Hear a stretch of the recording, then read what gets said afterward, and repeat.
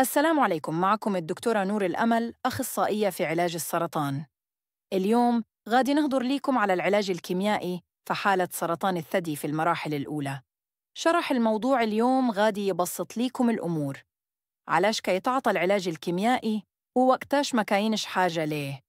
شنو هو العلاج الكيميائي؟ هو أدوية كتقتل الخلايا السرطانية في الجسم، ولكن ماشي كل مريضة كتحتاج هذا العلاج، ماشي ضروري لكل امرأة مريضة. فوقاش كنستعملوه؟ كنستعملوه في حالتين: قبل العملية باش تصغار الكتلة، خصوصاً إذا كانت من النوع اللي كنمو بسرعة، أو من بعد العملية باش نقللوا من احتمال يرجع المرض. والحاجة الأكيدة دابا هي إنه العلاج رجع كنعطيوه على حسب الحالة ديال كل مريضة. مثلاً إذا كانت الكتلة صغيرة ممكن نتفادوا العلاج الكيميائي، وحتى إذا كانت كبيرة وكتجاوب مع الهرمونات الطبيب ممكن ما يعطيش العلاج الكيميائي. كيفاش كي تاخد القرار؟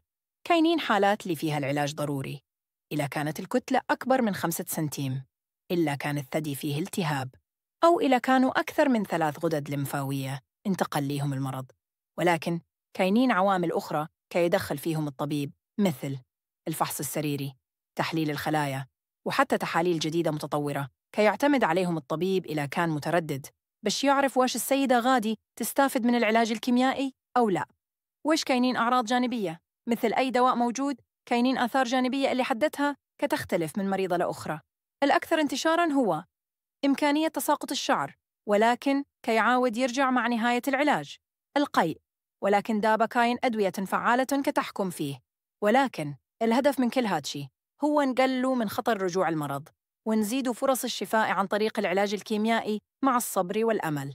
الخلاصة: عند معرفة المرض والقرار بزيارة الطبيب بكري ممكن نتفادوا العلاج الكيميائي أو نقصوا من المدة دياله، مثلاً 3 شهور وليس 6 شهور.